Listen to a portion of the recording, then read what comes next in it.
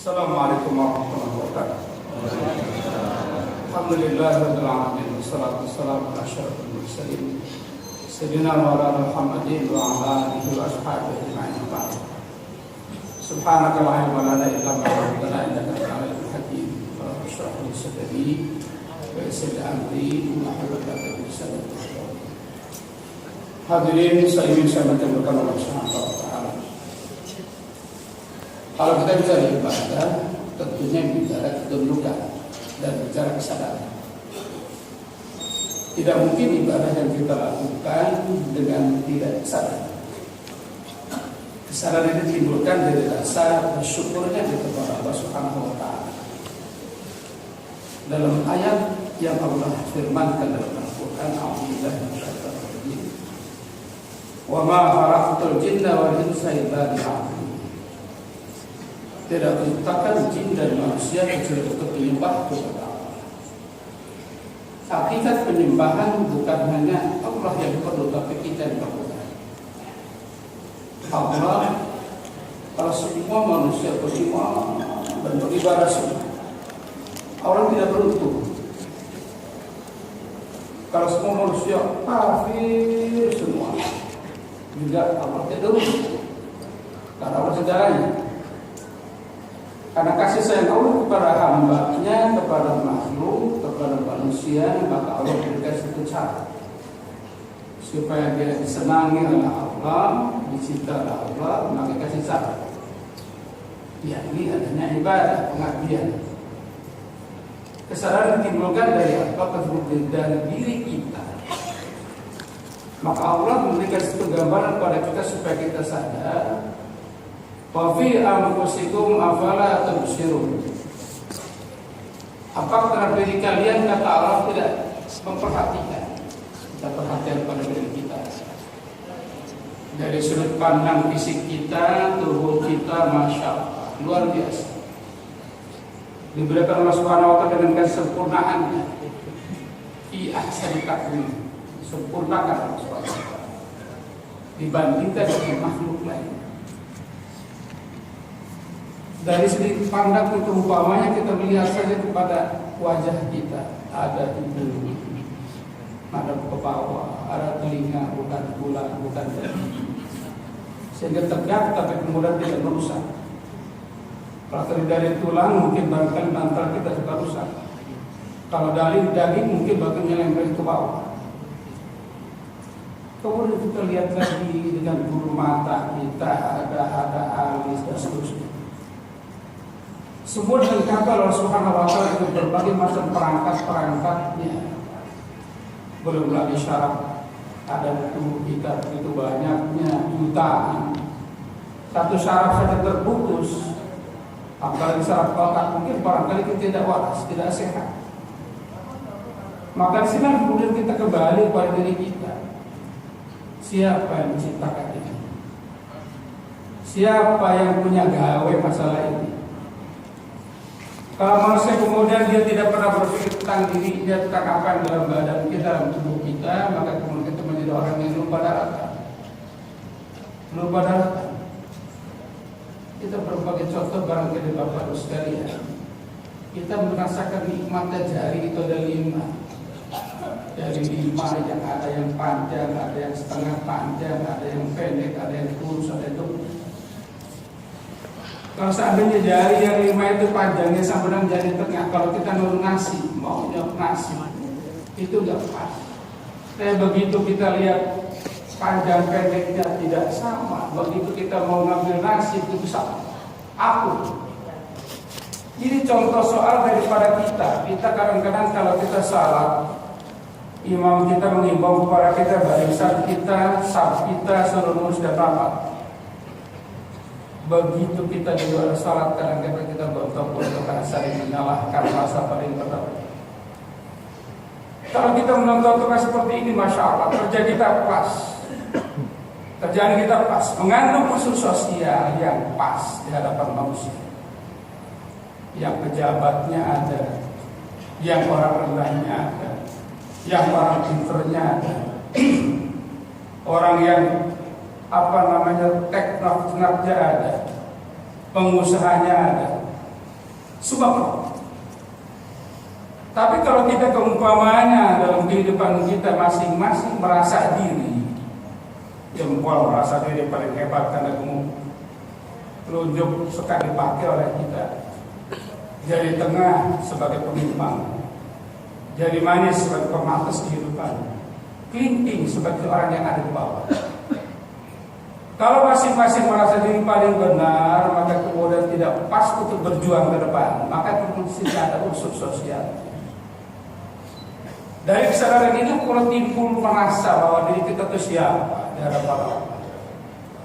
Mungkin Bapak dan sekalian belum pernah merasakan nikmat aja, di tengah itu nikmat. Maka kata Rasulullah SAW, yang sering dilupakan manusia itu dua. Yang pertama waktu, yang kedua sehat. Kita kadang-kadang waktu sehat lupa kepada Allah. Kita tidak pernah merasakan nikmatnya di Jepangnya mata. Tidak pernah merasakan bahwa senjata voli ada semacam zat-zat yang dikeluarkan dari tangan kita. Kita lupa. Jadi tengah bermanfaatnya, masya Allah. Bapak sekalian, saya pernah mencontohkan diri saya sendiri. Pada waktu saya jadi panitia kurban, itu pernah kena jari tengahnya itu kena pisau, berdarah-darah. Kata kawan, kalau dapat sampai keluar darahnya dikasih kopi, dikasihlah kopi. Setelah itu dibawa ke dokter. Waktu itu dibawa ke dokter, kira-kira yang terjadi apa? Di dokter diapain? Diapain? Dibersihkan. Dengan apa? Bukan hanya dengan alkohol, tapi disikat. Kenapa? Kopi yang nempelnya kuat. Disikat. Kira-kira seperti apa sakitnya? Sakitnya ada di sini. Sakitnya di sini. Sakit luar biasa. Mau nangis malu, dokternya kena. Mau ngejerit juga malu, udah gede. Kalau udah bersih, diapain? Diperban. Setelah diperban, Bapak sekalian, saya itu punya motornya Vespa atau Dinam. Vespa atau Dinam, termasuk klub Vespa. Yang tadi ngalang-ngalang jalan semua itu. Waduh, hijau merah sama aja. Tadi mau kesini tuh si kuasa mereka. Tapi saya nggak gitu. Begitu diperban dari tengah, Pak. Kira-kira kalau sudah lampu apa namanya? Enggak begini tuh, ngececer Pak. Ngececer begini. Vespa itu kan giginya di mana? Sebelah kiri kan. Begitu untuk ngambilnya gigi lurus luar biasa susah. Karena apa? Karena itu lurus. Tapi begitu begini gampang, coba praktek itu. Ya, itu kalau ini lurus nggak bisa. Baru merasakan masya Allah nikmatnya dari tengah itu ada. Sekarang kita pernah kan merasakan bahwa nikmat itu ada. Cuma sekedar alhamdulillah, sekedar apa? Budaya. Kalau MC mengatakan kita bersyukur pada Allah segala gini-gini budaya, nggak pantas rasanya ngomong kayak gitu. Tapi diri kita, insafnya ada masing-masing kita. Wafi al-fusiku. Maka penegasan wafi al-fusiku diri kita. Kalau sudah diri kita merasakan bahwa kita dari mana akan kemana, apa yang terjadi dalam diri kita, masya Allah, timbul kesadaran tertinggi tentang agama. Maka dalam surat Fatir, orang bagi manusia itu ke dalam 3 golongan besar. Yang pertama, ketika kita dikasih Alkitab, dikasih tugas kasarannya, maka tugas ibadah ini kadang-kadang yang pertama kelompok yang zalim nafsi, zalim pada dirinya. Apa zalim artinya? Bukan berarti dia berbuat macam-macam. Ibadahnya seenaknya, ibadahnya seukur untuk kadang-kadang ada yang diperlukan. Seperti pada waktu yang bulan-bulan lalu atau tahun yang lalu, ketika pemilu mau sampai, orang-orang datang ke masjid bawa karpet. Begitu selesai, nggak jadi, karpet tidak ada lagi.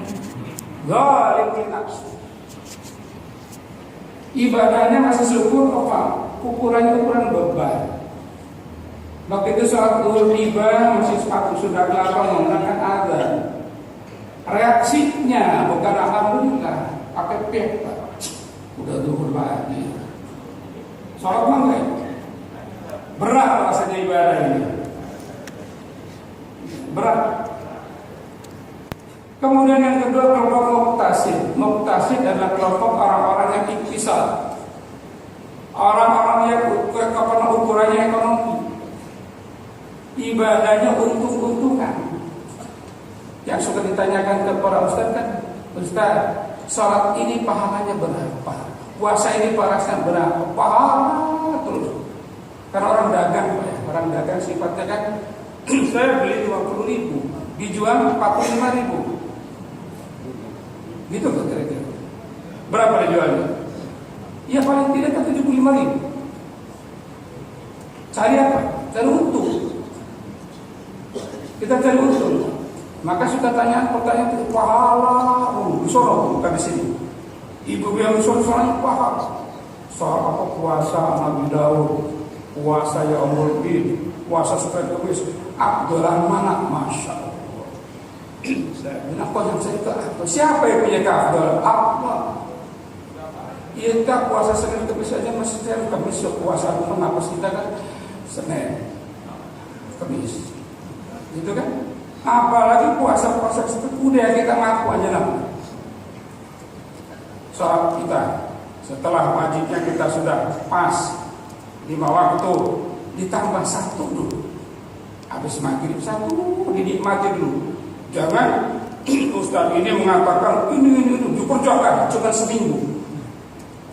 Begitu nggak terkabul, apa yang terjadi? Katanya Allah Maha Pengampun, katanya Allah Maha Pemberi segala sesuatu. Kalau kita berdoa pasti dikabulkan. Nyatanya enggak. Ini kan apa? Kita yang salah. Banyak yang membawa seperti itu. Kenapa? Ukurannya mutasi ekonomi.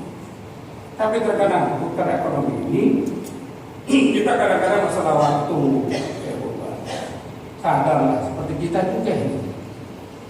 Salat zuhurnya mau asar, salat asar menjelang maghrib, salat maghrib hampir isya, salat isya ketiduran, salat subuh jangan. Begitu merasakan apa ngomongnya? Yang penting gue salat pakai gue lah. Anak-anak muda pakai GW itu di BBM itu pakai GW itu. Yang penting gue salat itu yang penting. Jadi ibadah kita masih sekedar untuk wajib, muqtasid itu wajib. Maka berhentikan kepada itu ya. Wa minhum sabiqun bil khairati bi'idznillah. Ada kelompok orang yang maju ke depan, as-sabiq, berlomba menuju kebajikan ke depan. Salatnya, syariahnya, dari mulai sebelum salat perhatikan wudu. Wudunya udah benar belum? Kadang-kadang sholat peragak, tangannya harus begini, kakinya harus begini, dicari kata orang.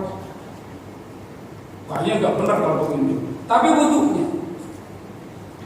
wudunya seperti apa? Sebelum kita wudu, kita perhatikan taharah kita. Gimana kita nih? Umpamanya maaf saya rumah, buang air kecil. Kadang kita sembarangan.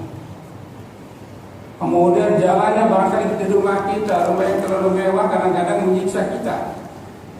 Di tempat kamar mandinya itu di pinggirnya ada karpet, mau gabung pakai kaki untuk cuci kaki, ada karpet.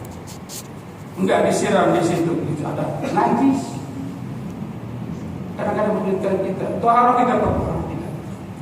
Sebelum taharah kita ngerti tentang asal air juga penting. Ada air suci dan mensucikan, ada air suci tidak mensucikan, ada air najis, ada air yang pernah dipakai, dan seterusnya. Maka perhatian ini merupakan perhatian terhadap syariah. Salatnya, syarat rukunnya seperti apa? Penting sekali. Setelah kemudian salat, para orang as-sabiq adalah menuju ke depan, memaknakan ibadah. Maka ibadah sosial belum sangat banyak ketimbang ibadah syariah. Karena tuntutan dan tuntunannya sangat banyak. Orang sholatnya rajin, tapi mulutnya masih ngumbar kemana-mana.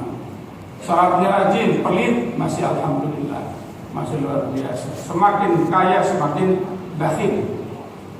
Ingat Bapak sekalian, orang itu kadang-kadang dengan kekayaan, sifatnya kekayaan itu harta itu amal hayat dunia itu amal permainan belaka itu, maka diperingatkan oleh Allah, alhaakumut takatsur hatta zurtumul maqabir. Ingat bahwa kekayaan bermegah-megahan akan melupakan kita, menghancurkan kita sampai dia kubur. Maka apa yang terjadi kalau kita sudah kaya tanpa kemudian kita perhatikan iman, maka terjadilah kita semakin sombong, terjadi semakin pelit, terjadi semakin rendahkan orang. Itu kalau tidak ditimbangi dengan iman. Nah, kalau itu kalau kasar dipemaknakan ibadah setelah ibadah, maka orang lain mengatakan al-ibadatu ma hiya ba'da ibadah. Ibadah itu hakikatnya bagaimana setelah ibadah. Ibadah salat kita mengandung makna sosial, kepada sosial tinggi. Begitu kita takbiratul ihram, Allahu Akbar, hanya Allah yang akbar, hanya Allah yang agung. Maka kemudian disebutnya takbiratul ihram, takbir yang mengharamkan. Apa yang diharamkan? Segala ucapan dan tindakan selain ucapan dan tindakan salah. Sampai umpamanya anak kecil di samping kita ribut lagi sholat, jangankan pakai isyarat tangan, pakai kejepan mata aja, itu nggak boleh. Nggak boleh. Dengan mata, maksudnya suruh diem, nggak boleh. Ini sudah takbiratul ihram. Kalau bahasa umrah atau haji ini sudah niat, pakai pasang seluruh aturan-aturannya. Kemudian salam. Begitu selesai, kita tahiyat akhir selesai, kemudian kita salam. Tengok kanan, tengok kiri. Tidak boleh Pak, kalau kita nggak sakit leher, nengoknya pakai mata juga nggak boleh. Assalamualaikum. Nggak boleh.